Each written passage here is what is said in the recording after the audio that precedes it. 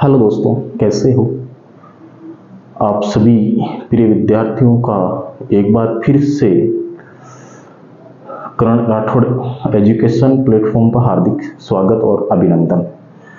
दोस्तों, कल मैंने फिजिक्स के अंदर आपके मोशन जो गति है उसका वीडियो अपलोड किया था यूट्यूब के अंदर, लेकिन किसी टेक्निकल इश्यू की वजह से उसमें थोड़ी देर तक तो आवाज़ आ रही थी। मैंने वीडियो चेक किया था, उसके बाद में आगे उस वीडियो के अंदर आपकी क्या नहीं आ रही थी, वॉइस नहीं आ रही थी।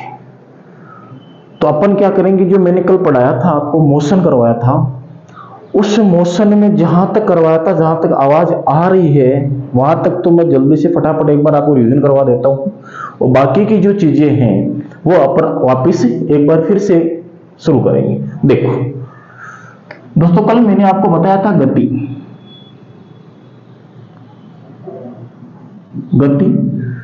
जिसको इंग्लिश में कहते हैं मोशन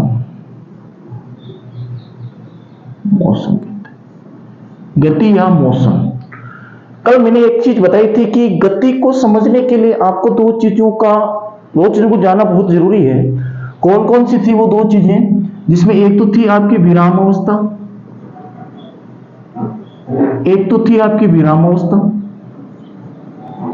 और दूसरी जो थी आपकी वो थी गतिशील अवस्था। एक विराम अवस्था थी और दूसरी कौन सी अवस्था थी, गतिशील अवस्था थी। कौन सी अवस्था थी, गतिशील अवस्था। ठीक है, हाँ जी। मैंने कहा कि इस प्रकृति पर जितनी भी वस्तुएं हैं, चाहे वो वस्तु सजीव हो आपके, चाहे वो वस्तु क्या हो, निर्जीव हो, तो सभी वस्तुओं के लिए केवल दो ही अवस्था होती है, कोई तीसरी अवस्था नहीं होती है। चाहे अपन बात करें विराम अवस्था की, चाहे अपन बात करें गतिशील अवस्था की। तो विराम अवस्था का मतलब मैंने कल बताया था कि किसी वस्तु की जो स्थिति होती है और उस स्थिति में समय के साथ कोई परिवर्तन नहीं होता है। वस्तु की जो स्थिति है, स्थिति में समय के साथ कोई परिवर्तन ना हो,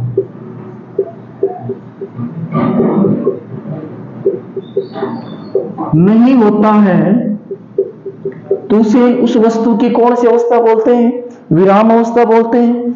कल मैंने आपको बताया था, अच्छी तरीके से आपको मैंने क्या किया था, समझाया था कि भैया विराम अवस्था क्या होती है, गतिशील अवस्था क्या होती है। गतिशील अवस्था का मतलब इसका उल्टा हो जाएगा, यानी वस्तु की जो स्थिति है उसमें समय के साथ परिवर्तन होता है। क्या होता है, परिवर्तन होता है, तो उसे क्या बोला जाएगा, गतिशील अवस्था बोला जाएगा। सीधी सी बात है। कल मैंने समझाया था भाई, मार्कर है तो मार्कर मान लीजिए मैंने टेबल पर रख दिया और 1 घंटे बाद, 2 घंटे बाद, 3 घंटे बाद मैं देखूं तो मार्कर वही पड़ा है, तो इसका मतलब है कि उसकी स्थिति में समय के साथ कोई परिवर्तन नहीं आया है। सीधी सी बात है। और मान लीजिए इसका मतलब वो मार्कर कौन सी अवस्था में, आपके विराम अवस्था में है। मान लीजिए मैं यहां खड़ा हूं, कल मैंने उदाहरण दिया था, यहां खड़ा हूं और मैं मान लो क्या करता हूं, कुछ समय बाद में दूसरी जगह चला जाता हूं, ए पॉइंट से बी पॉइंट चला जाता हूं। इसका मतलब मेरी स्थिति में समय के साथ क्या हुआ, परिवर्तन हुआ था, मैंने क्या की है, गति की है। इसलिए गति को समझने से पहले आपको इन दोनों चीजों को समझना बहुत जरूरी है। एक विराम अवस्था होती है और एक आपकी कौन सी अवस्था होती है भाई साहब, गतिशील अवस्था होती है। सीधी सी बात है। हाँ जी।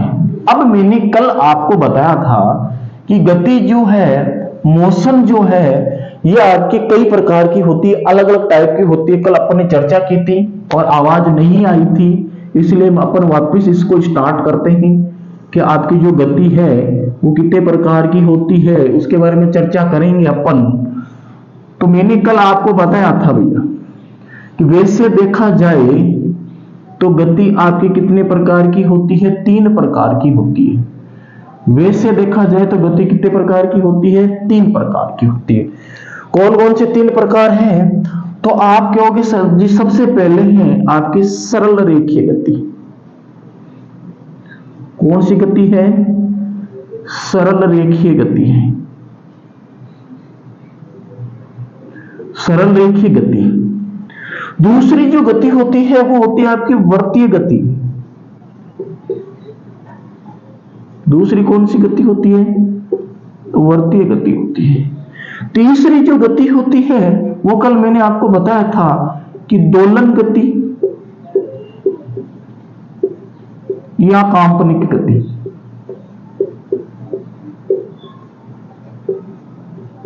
दोलन गति या काल्पनिक गति। कल यहां तक तो मेरे हिसाब से मेरे वीडियो के अंदर क्या आ रही थी, आवाज आ रही थी, लेकिन इसके बाद में कुछ टेक्निकल इश्यू हो गया था जिसकी वजह से आपके केवल जो आपकी वीडियो बना था और लेकिन वॉइस नहीं आई थी उसके अंदर। हाँ जी, तो अपन बात करते हैं सरल रेखीय गति की। सबसे पहले तो मैंने आपको कल बताया था कि सरल रेखीय गति का मतलब है सरल रेखीय, नाम से पकड़ना आपको, क्या नाम आ रहा है, सरल रेखीय, यानी एक सीधी रेखा, एकदम सरल रेखा में कोई वस्तु क्या करती है, गति करती है। मान लो एकदम सीधी सड़क है, ये भी एक सीधी सड़क है, और यहां पर मान लो कोई भी गाड़ी है, वो गाड़ी क्या कर रही है, सीधी जा रही है इससे एक सीधी रेखा में, तो इस गाड़ी की कौन सी गति हो गई, तो आप कहोगे सर इस गाड़ी की गति हो गई आपके सरल रेखीय गति हो गई। सीधी सी बात, कुछ ज्यादा नहीं जानना है कि एक समतल सड़क है और एक समतल सड़क पर एकदम गाड़ी सीधी जा रही है तो उसकी कौन सी गति होती है, तो आप कहोगे सर उसकी होती है सरल रेखीय गति।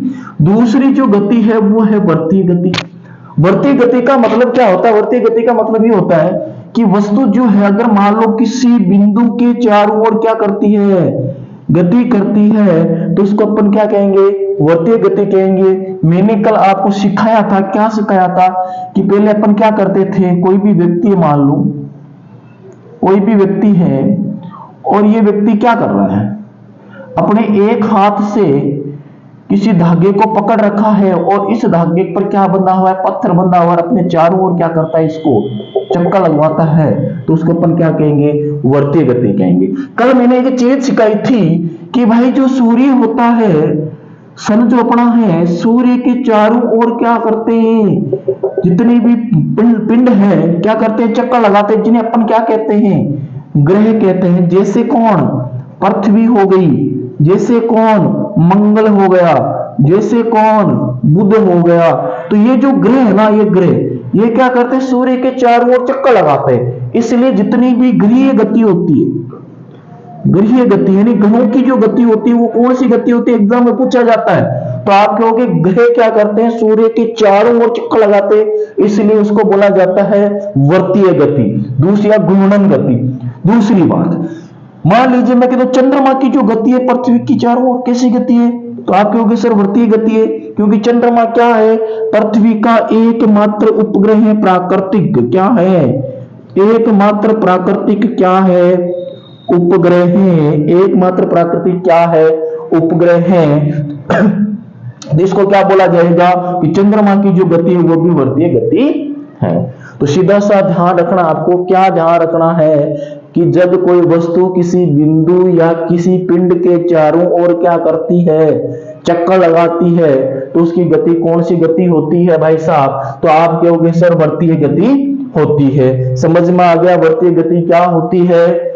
तो सीधी सी बात है कि जितने भी आपके क्या हैं, ग्रह हैं, सभी के सभी ग्रह क्या करते हैं, सूर्य के चारों ओर चक्कर लगाते हैं, इसलिए इसकी गति क्या कहलाती है, ग्रहों की गति क्या कहलाती है, वर्तीय गति कहलाती है। सीधी सी बात है। हाँ जी, नेक्स्ट आपके हैं दोलनीय या काल्पनिक गति। दोनों में फर्क है, फर्क किस चीज का वो बताऊंगा, कल भी बताया था। पहले दोलन समझो क्या होता है, कि कोई भी वस्तु है, मान लो कोई भी वस्तु है और ये वस्तु अपने माध्य स्थिति, माध्य स्थिति का मतलब बीच की स्थिति, माध्य स्थिति का मतलब बीच की स्थिति के एक और या दोनों ओर क्या करती है, ऐसे गति करती है, तो उस गति को क्या बोला जाएगा, दोलनीय या काल्पनिक गति बोला जाएगा। फर्क किस चीज का, कल मैंने बताया था आपको, आयाम। किसका फर्क है, आयाम का फर्क है। आयाम क्या होता है, जैसे मैंने बताया कि मान लो कोई वस्तु है और वस्तु मान लो क्या करिए, अपनी माध्य स्थिति के एक ओर अधिकतम विस्थापित होती है, यानी एक और अधिकतम जाती है। ऐसे जैसे आपने देखा होगा, क्या देखा आपने कि जो घंटा घर होते हैं, घंटा घर में ऐसे क्या लगा होता है, पेंडुलम लगा होता है। क्या लगा होता है, पेंडुलम, जिसको अपन क्या कहते हैं, लोलक, और अपनी मारवाड़ी भाषा में क्या कहते हैं, घंटा कहते हैं। इसको क्या कहते हैं, घंटा कहते हैं। तो ये लोलक, जैसे ऐसे लोलक लटका हुआ होता है, लोलक क्या होता है? लटका हुआ होता है। और ये लोलक क्या करता है? ऐसे जाता है, ये जितनी ज्यादा दूर जाएगा ना, जितना ज्यादा विस्थापित होगा, वो इसका क्या कहलाता है? आयाम कहलाता है। भाई यहां था, यहां से या चाहे इस तरफ जाओ, ये चाहे यहां से इस तरफ जाओ, एक और जितना ये ज्यादा जाएगा ना, वो उसका क्या कहलाएगा? आयाम। यानी आयाम का मतलब है किसी वस्तु का अपनी माध्य स्थिति, माध्य स्थिति का मतलब बीच की स्थिति का एक और, चाहे इधर जाओ चाहे इधर जाओ, एक और अधिकतम विस्थापन, विस्थापन का मतलब हटना, एक और अधिकतम विस्थापन, यहां था यहां से हटा एक और, तो ये इसका क्या हो गया? आयाम हो गया। अब समझना है कि यदि आयाम ज्यादा है तो कौन सी गति है? दोलन गति है। आयाम ज्यादा, जैसे आपको पूछा जाए कि आपकी जो लोलक की गति होती है, पेंडुलम की जो गति होती है, वो किस प्रकार की गति होती है, तो आप कहोगे कांपनी कहोगे या दोलनी कहोगे? तो आप कहोगे सर दोलनी गति होती है। क्यों होती है दोलनी गति? क्योंकि लोलक ऐसे रहता है और ये लोलक क्या करता है? ऐसे जाता है, फिर वापस ऐसे आता है, फिर वापस ऐसे जाता है, फिर वापस ऐसे आता है। इसका मतलब क्या हुआ? इसका मतलब हुआ कि आयाम क्या है? आयाम ज्यादा है। आयाम क्या है? आयाम ज्यादा है। इसका मतलब क्या हुआ कि उसमें कौन सी गति? दोलनी गति, कांपनी गति। यानी ऐसे कंपन करता, कोई भी चीज ऐसे कंपन, ऐसे कंपन करती, तो क्या अधिकतम जा रही है? क्या अधिकतम जा रहा है? नहीं यार, इतना ऐसा हो रहा है, इसका मतलब ये कौन सी गति होगी? कांपनी गति। तो सीधा सा ध्यान रखना है कि जिसमें आयाम क्या हो? अधिक हो। आयाम क्या हो? अधिक हो। वो तो कौन सी गति हो जाएगी? दोलनी गति। और जिसमें आयाम क्या हो? कम हो, तो उसको क्या कहा जाएगा? कांपनी गति। क्या कहा जाएगा? कांपने की गति। यानी आयाम कम होना चाहिए, सीधी सी बात है। आयाम क्या होना चाहिए? कम होना चाहिए। कि आयाम अधिक है तो दोलनी गति है, और आयाम कम है तो कांपने की गति है। तो एक बार लिख लूं, सरल रेखीय गति के अंदर हेडिंग डालू, सरल रेखीय गति, कि जब एक वस्तु सीधे पथ पर या सीधी रेखा में क्या करती है? गति करती है, या समतल सड़क पर गति करती है, तो उसको क्या बोला जाएगा? सरल रेखीय गति बोला जाएगा। और इसके अंदर आपको उदाहरण क्या लिखना है? उदाहरण ये लिखना है कि कोई भी गाड़ी समतल सड़क पर या सीधी सड़क पर क्या कर रही है? गति कर रही है, तो उसकी सरल रेखीय गति है। इतना ही लिखना। फिर आपको लिखना वर्तीय गति। तो सीधा सा ध्यान रखना कि जब कोई वस्तु किसी पिंड या किसी बिंदु के चारों ओर क्या करती है? गति करती है, वर्तीय पथ पर गति करती है, तो उसकी वर्तीय गति हो जाएगी। और उदाहरण में ध्यान रखना है कि जितने भी ग्रह हैं वो सभी के सभी किस प्रकार की गति करते हैं? वर्तीय गति करते हैं। फिर दोलनी या कांपनी गति में क्या ध्यान रखना है कि वस्तु है, वस्तु अपने एक माध्य स्थिति के एक ओर या दोनों ओर क्या करती है? गति करती है, तो उसे दोलनी या कांपनी गति कहते हैं। और जिस वस्तु का आयाम ज्यादा होता है वो दोलनी गति करती है, और जिसका आयाम कम है वो कांपनी गति करती है। सीधी सी बात है, ध्यान रखना है भाई साहब। हाँ जी, अब आ जाओ आगे। दिशा के आधार पर गति कितनी प्रकार की होती है? तो आप कहोगे सर दिशा के आधार पर गति भी 3 प्रकार की होती है। दिशा के आधार पर गति कितने प्रकार की होती है? 3 प्रकार की होती है। कौन कौन सी होती है? ध्यान से देख लो, यही कर देता हूं मैं आपके। पहली गति एक विमीय गति। पहली गति कौन सी है? तो आप कहोगे सर जी पहली गति है एक विमीय गति। फिर आप कहोगे सर जी दूसरी जो गति है वो है द्विविमीय गति। द्विविमीय गति।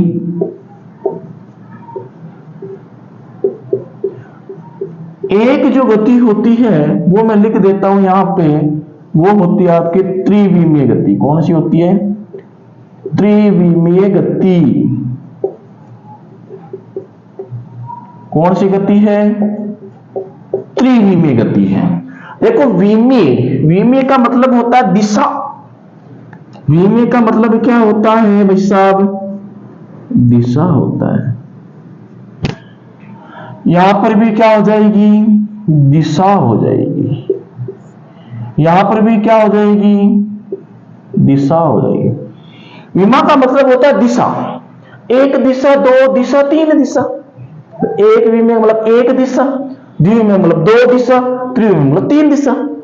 जब कोई वस्तु एक ही दिशा में गति करती है, जब कोई वस्तु एक ही दिशा में गति करती है तो उसको बोला जाता है एक विमीय गति। यानी वस्तु क्या कर रही है, एक ही दिशा में जा रही है, बार बार एक ही दिशा में जा रही है, तो कौन सी गति, एक विमीय गति। और एक विमीय गति का संबंध कौन सी गति से, सरल रेखीय गति से। सीधी सी बात है, सरल रेखा में भी वस्तु क्या करती है, एक ही दिशा में क्या करती है, गति करती है। कि एक विमीय गति का संबंध कौन सी गति से है, तो आप कहोगे सर एक विमीय जो गति है उसका संबंध है सरल रेखीय गति से, क्योंकि सरल रेखीय गति में भी वस्तु एक दिशा में गति करती है। और एक विमीय का मतलब भी क्या होता है, एक ही दिशा होती है। यहां देखो द्विविमीय गति, यानी जब कोई वस्तु दो दिशा में गति करती है। दो दिशाओं में गति कब करेगी, जब वस्तु वर्तीय पथ पर चल रही है।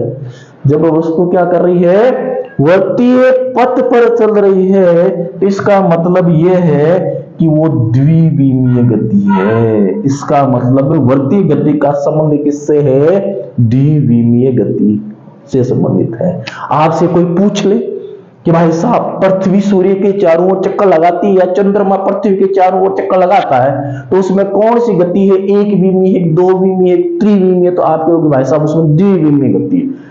क्योंकि द्विविमीय नाम आते आपके माइंड में फिट हो जाना चाहिए कि इसके अंदर सभी की सभी वर्तीय गति आएगी। सभी की सभी कौन सी गति आएगी, वर्तीय गति आएगी। किसके अंदर, द्विविमीय गति के अंदर।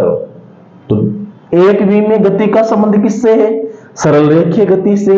द्विविमीय गति का संबंध किससे, वर्तीय गति से। लेकिन त्रिविमीय गति का मतलब है कि तीन दिशा में गति करना या तीन से ज्यादा दिशा में क्या करना, गति करना। जैसे आकाश में उड़ता हुआ पक्षी, आकाश में उड़ता हुआ पक्षी कैसी गति है, त्रिविमीय। जरूरी नहीं है कि वो की डायरेक्शन में जा रहा है, वो कभी इधर जाएगा कभी उधर जाएगा, ऐसे लहराते जाएगा, तो उसकी कौन सी गति हो जाएगी, आपके त्रिविमीय गति हो जाएगी। सीधी सी बात है।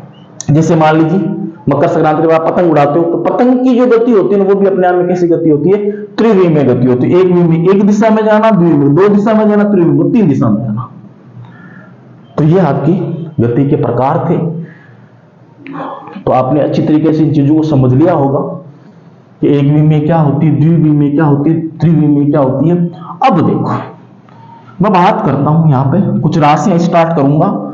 तो राशियां स्टार्ट करने से पहले अपने को दो चीज समझना जरूरी है। यहां पे क्या समझना जरूरी है कि एक होती है आपके सदिश राशि, क्या होती है, एक क्या होती है आपके, यहां लिख देता हूं, एक होती है सदिश राशि। मैं एक साथ नहीं लिखाऊंगा क्योंकि एक साथ लिखाने से आपको चीजें याद नहीं होगी। केवल समझो सदिश राशि किसको बोलते हैं। और दूसरी होती है भाई साहब आपके अदिश राशि।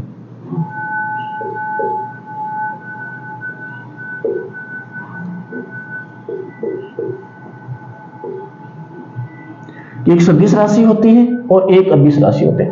देखो इस वर्ल्ड में, इस पूरी प्रकृति में, इस पूरे ब्रह्मांड में जो वस्तु होती है ना, उस वस्तु का हमेशा क्या होता है, परिमाण होता है, द्रव्यमान होता है। द्रव्यमान का मतलब उसका परिमाण होगा। और मान लीजिए इसका मतलब सदिश में भी क्या है, वस्तु का परिमाण है, और अदिश में भी क्या है, वस्तु का परिमाण है। मैंने क्या कहा कि इस पूरी ब्रह्मांड के अंदर सभी वस्तुओं का क्या होता है, परिमाण होता है। परिमाण होने का मतलब उन सभी वस्तुओं का द्रव्यमान होता है। लेकिन जिन राशियों में परिमाण के साथ साथ क्या हो, दिशा हो, जिन राशियों में परिमाण के साथ साथ दिशा हो, तो उसको मैं क्या कहूंगा, सदिश राशि कहूंगा। और जिसमें आपके दिशा ना हो उसको क्या कहूंगा, अदिश। फर्क क्या है, फर्क इतना ही है कि सदिश राशि में डायरेक्शन होती है, जबकि अदिश राशि में आपकी कोई डायरेक्शन नहीं होती है। इतना फर्क। ध्यान, जैसे मान लो मैंने कहा समय, टाइम, जैसे मैंने क्या कहा, समय, टाइम, जैसे मैंने कहा वेग। तो दोनों में बताओ सदिश कौन है? अदिश। दोनों राशि है, वेग भी राशि है, समय भी क्या राशि है। तो आप जानते हो कि भाई फिक्स 1 बजे ही, मैंने कहा 1 बजे है। 1 बजना क्या है? परिमाण है। 1 बजना क्या है? परिमाण है। लेकिन इसमें अपने को कोई डायरेक्शन पता नहीं लग रही है, इसलिए समय क्या हो गया? सदिश राशि, सॉरी अदिश राशि हो गया। वेग, वेग का मतलब मैंने कहा कि कोई वस्तु किसी निश्चित दिशा में एक निश्चित समय अंतराल बाद में क्या करता है? अपना चाल में प्रयोग करता है, तो वो वेग हो गया। सीधी सी बात है भाई। वेग में क्या होता है? चाल में और वेग में फर्क इतना ही है कि चाल में कोई फिक्स दिशा नहीं होती है, वेग में क्या होती है? फिक्स दिशा होती है। इसलिए वेग कैसी राशि है? सदिश राशि है। चाल क्या है? अदिश राशि है। अभी ये चीजें अपन पढ़ेंगे ना, तो एक एक चीजों में बताऊंगा कि ये सदिश है, अदिश है, क्या है। सिर्फ आप इतना ध्यान रखो एक बार कि सदिश राशि जो होती है उसमें दोनों चीज होता है, दिशा भी होती है और परिमाण भी होता है, लेकिन अदिश राशि में सिर्फ परिमाण होता है। तो सबसे पहले मैं स्टार्ट करता हूं दूरी।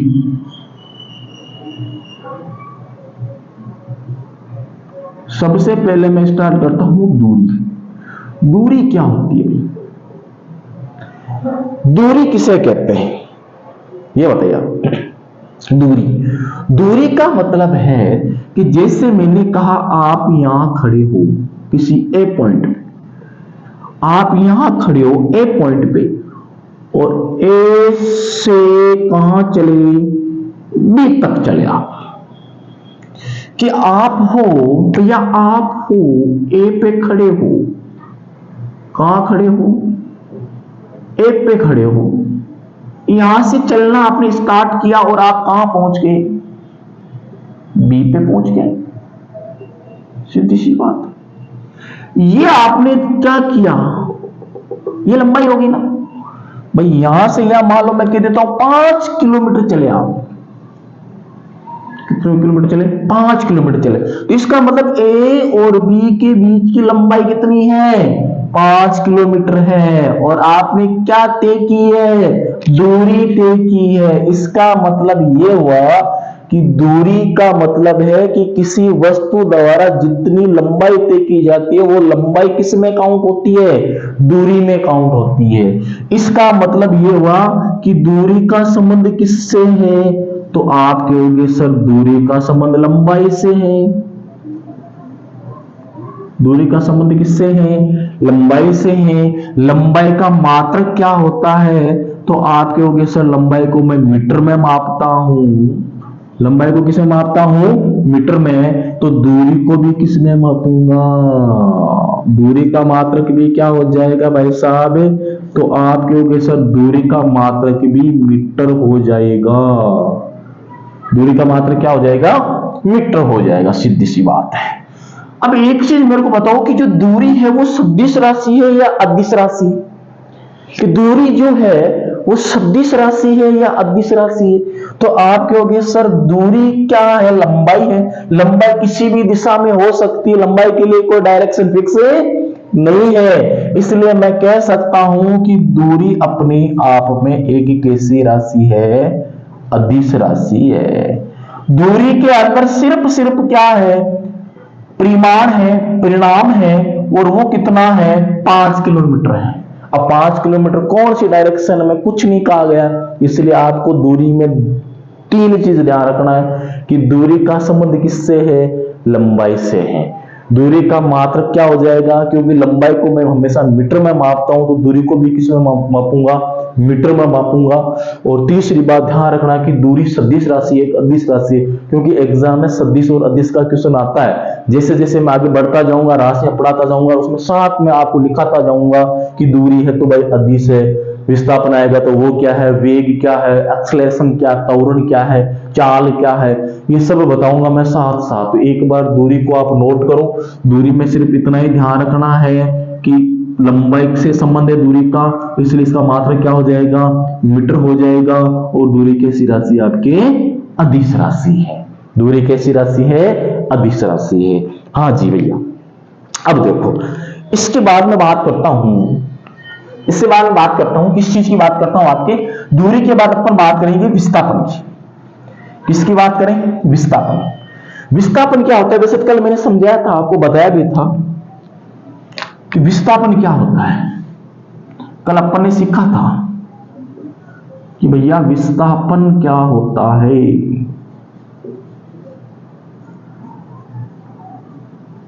ये हो गया विस्थापन। देखो क्या होता है विस्थापन। मैंने कल एक छोटा सा आपको उदाहरण दिया था कि मान लो एक व्यक्ति है जो ए पॉइंट पे खड़ा है, इधर से थोड़ा चेंज करके लिखता हूं, अच्छा लगेगा बोर्ड पे। हाँ जी, ये व्यक्ति है, इसका मुंह बना देता हूं, ये लो जी। यहां ए पॉइंट पे खड़ा है और ए पॉइंट से ये स्टार्ट करता है, ए पॉइंट पे खड़ा है और ए पॉइंट से स्टार्ट करता है, और मैं कह देता हूं कहां गया, बी पॉइंट पे जाके खड़ा हो गया। बी पॉइंट पे जाके क्या हो गया, खड़ा हो गया। भाई मान लो ए पे खड़ा है, अब कहां आ गया, बी पे आ गया, आ गया ना। और मैं कह देता हूं कि ये ए से बी बिंदु तक आया है, तो यहां पर ये चला है 4 किलोमीटर। नॉर्मल सी बात है। फिर इसने सोच लिया कि भैया मैं यहां क्यों खड़ा हूं, यहां से कहीं और चलता हूं, यहां से कहीं और चलता हूं। तो भाई साहब ये सीधा गया उत्तर दिशा में और एक बिंदु है वहां जाके खड़ा हो गया। अब ये कहां खड़ा है, अब ये खड़ा है यहां पे सी बिंदु पे, यहां आके खड़ा हो गया बेचारा, यहां आके खड़ा हो गया। कौन सी पॉइंट पे, सी पॉइंट पे, सी पॉइंट पे खड़ा हो गया आके। और मैंने कहा कि बेचारा थक गया, कितना चला, सिर्फ 3 किलोमीटर चला। मैंने क्या कहा कि कोई व्यक्ति है ए पॉइंट पे खड़ा है, ए से बी तक जाता है 4 किलोमीटर, वहां खड़ा हो जाता है, फिर सोचता है कि चलो उत्तर में चलते हैं, तो फिर वो 3 किलोमीटर जाके सी पे खड़ा हो जाता है। तो मैंने कहा कितनी दूरी तय की इस बंदे ने, तो आप क्योंकि सर जी पहले ए से बी गया तो 4 किलोमीटर चला, फिर सोच लिया कि उत्तर दिशा में जाता हूं तो 3 किलोमीटर और चल गया, तो टोटल कितना किलोमीटर चला, 7 किलोमीटर चला। इसका मतलब ये सोहन लाल जो है, जो सोहन लाल है वो कितना किलोमीटर चला, 7 किलोमीटर चला। पहले यहां था, यहां होने का मतलब इसका फर्स्ट पॉइंट है। फर्स्ट पॉइंट का मतलब ये कौन सा पॉइंट है, इसका प्रारंभिक बिंदु है। कौन सा बिंदु है, प्रारंभिक। भाई जहां से शुरू करेगा वो उसका स्टार्टिंग पॉइंट होगा, जहां से शुरू करेगा वहां से इसका स्टार्टिंग पॉइंट होगा, जहां पर वो खत्म करेगा वहां अंतिम बिंदु होगा। ये इसका क्या है, अंतिम बिंदु है।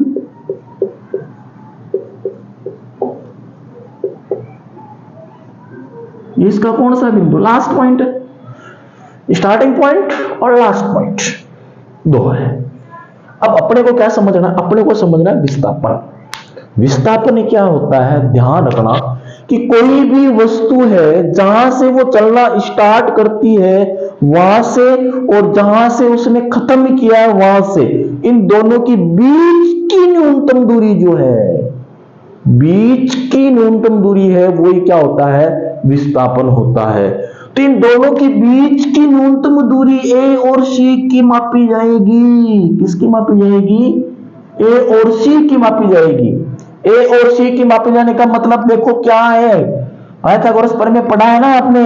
पाइथागोरस प्रमेय क्या कहता है कि एसी स्क्वायर क्या होगा, एसी स्क्वायर क्या होगा, कर्ण स्क्वायर क्या होता है, तो आधार स्क्वायर प्लस लंब स्क्वायर, तो ए बी का स्क्वायर प्लस बी सी का स्क्वायर, यही तो कहता है। तो ए सी का स्क्वायर, ए बी का स्क्वायर कितना 16, बी सी का स्क्वायर कितना 9, कितना हुआ 25, स्क्वायर हटाऊंगा तो ए सी कितना आया 5, क्या है किलोमीटर। इसका मतलब उसका विस्थापन कितना हुआ, 5 किलोमीटर हुआ है। विस्थापन कितना हुआ है 5 किलोमीटर। समझ में आ गया मैंने क्या? विस्थापन क्या होता है कि किसी वस्तु का प्रारंभिक बिंदु और वस्तु का अंतिम बिंदु, प्रारंभिक बिंदु ए है, अंतिम बिंदु सी है, तो इनके बीच जो न्यूनतम दूरी होती है वो क्या कहलाती है? विस्थापन कहलाती है। इसलिए मैं कह सकता हूं क्या विस्थापन का मात्रक क्या होगा?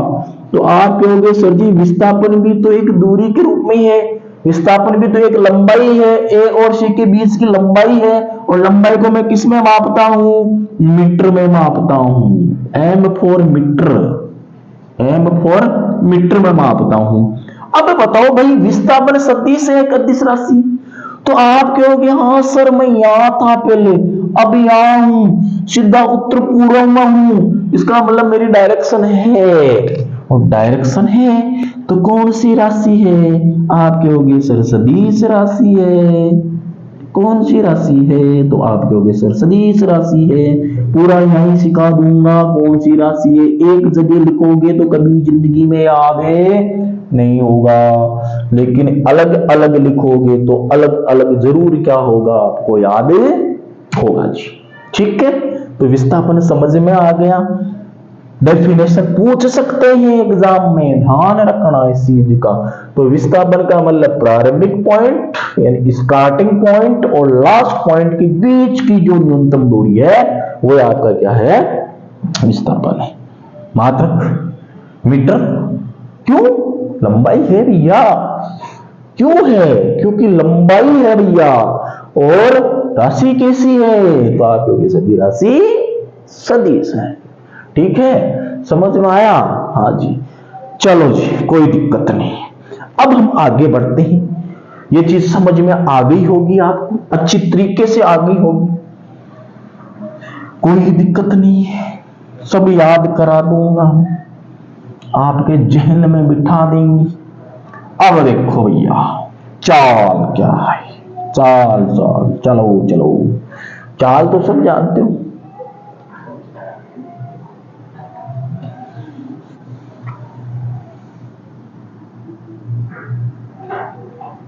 चलो जी चलते हैं। कहां चलते हैं? चाल पर चलते हैं। लो जी भैया, ये हो गई आपकी चाल। क्या है चाल? चाल का मतलब चलना। सीधी सी बात ये तो है भाई, चाल का मतलब क्या होता है?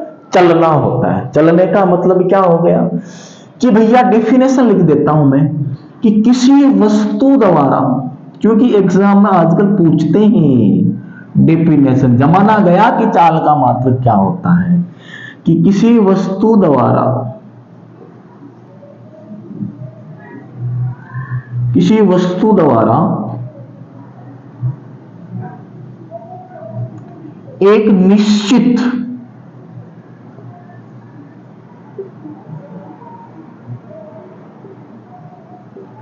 किसी वस्तु द्वारा एक निश्चित समय में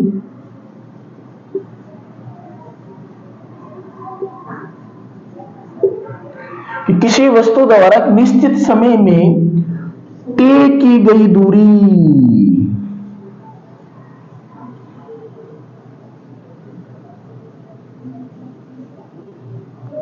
क्या कहलाती है? चाल कहलाती है।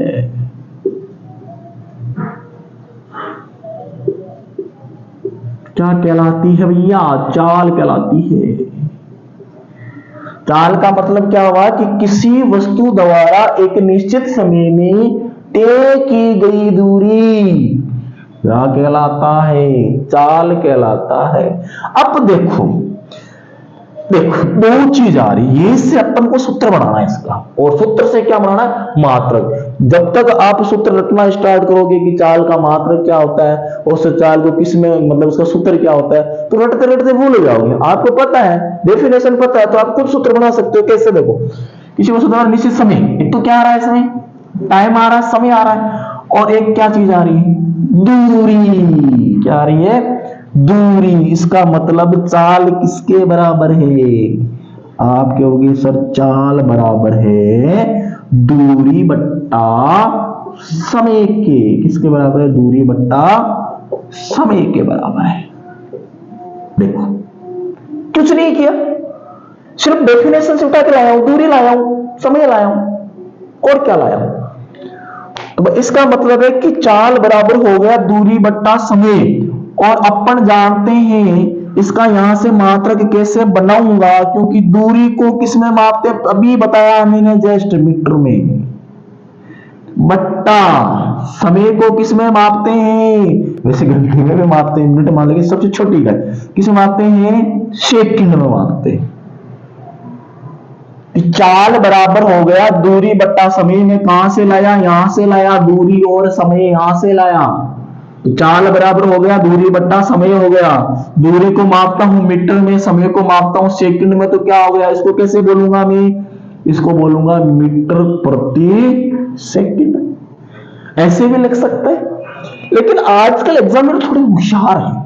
कैसे हैं वो, सारे ऐसे लिख देते हैं, ये लो जी, ऐसे लिख देते हो। चीज एक ही है, सिर्फ बेवकूफ बनाने के लिए क्या काम आपको, मीटर बट्टा सेकंड ये सब है, इसको भी मीटर प्रति सेकंड बोल सकते हैं। ऐसे ऑब्लिक दे रखा है तो मीटर प्रति सेकंड है, -1 दे रखा है तो मीटर प्रति सेकंड है।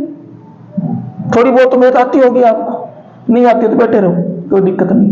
आज अब देखो, बताओ सदिश है, गदिश है, कई दिशा की चर्चा हुई है डेफिनेशन में, मैंने कहा डेफिनेशन पढ़ना है, उससे आपको सूत्र भी पता चल जाएगा, सूत्र से मात्रक बना लोगे, बीमा भी बना लोगे, मैं सिखा दूंगा सब कुछ, और आपको पता चल जाएगा वो सदिश है गदिश है।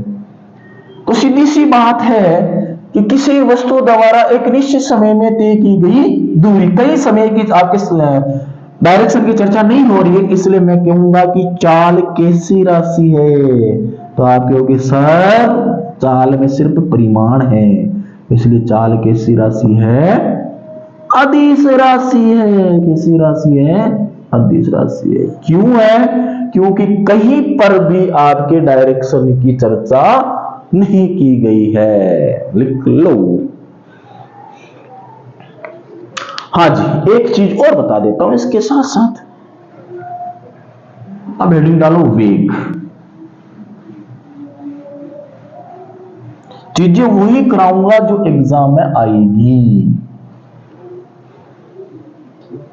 देखो भैया, क्या है, कुछ ना है, वेग है। वेग, चाल और वेग में सिर्फ दिशा का ही फर्क है और बाकी सेम चीज है। चाल में दिशा नहीं होती है और वेग में क्या होती है, दिशा होती है। डेफिनेशन लिखूंगा, समझ लो कि जब कोई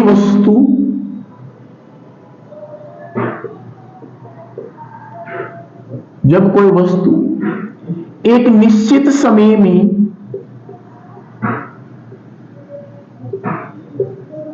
एक निश्चित समय में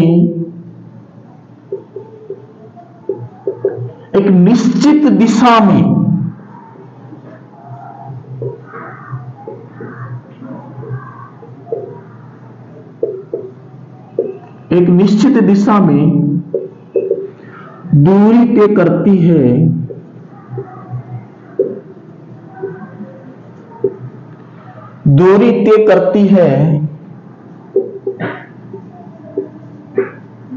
तो उसे वेग कहते हैं।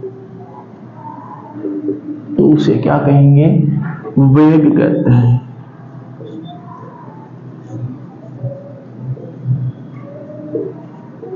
हाँ जी, कि जब कोई वस्तु निश्चित समय में निश्चित दिशा में, देखो भैया चाल में ये दोनों चीज, ये लाइन ऐसे के ऐसे आ रही थी, चाल में आ रही थी ना, ये चीज भी आ रही थी चाल में, लेकिन ये चीज चाल में नहीं थी।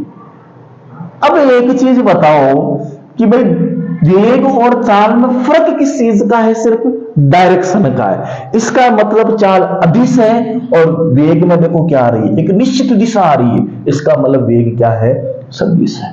तो वेग बराबर क्या हो जाएगा भैया, तो आप कहोगे सर वेग बराबर, या तो मैं इतना बड़ा लिख दूं कि एक निश्चित समय में, तो इसमें ऐसे लिख सकता हूं ना, ऊपर क्या आएगा भाई, ऊपर क्या आएगा, दिशा, एक निश्चित दिशा में तय की गई दूरी, इतनी बड़ी लाइन, एक निश्चित दिशा में तय की गई दूरी अपॉन दूर क्या आ जाएगा, समय।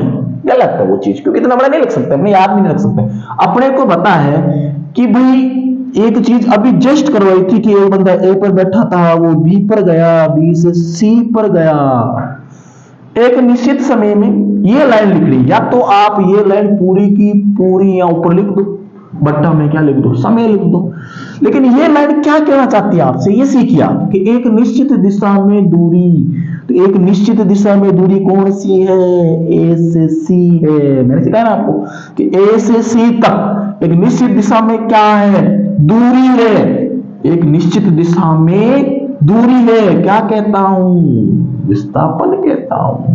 क्या कहता हूं, विस्थापन कहता हूं। इसलिए मैं इस पूरी लाइन को यहां ना लिख के केवल क्या लिख दूं, विस्थापन लिख दूं।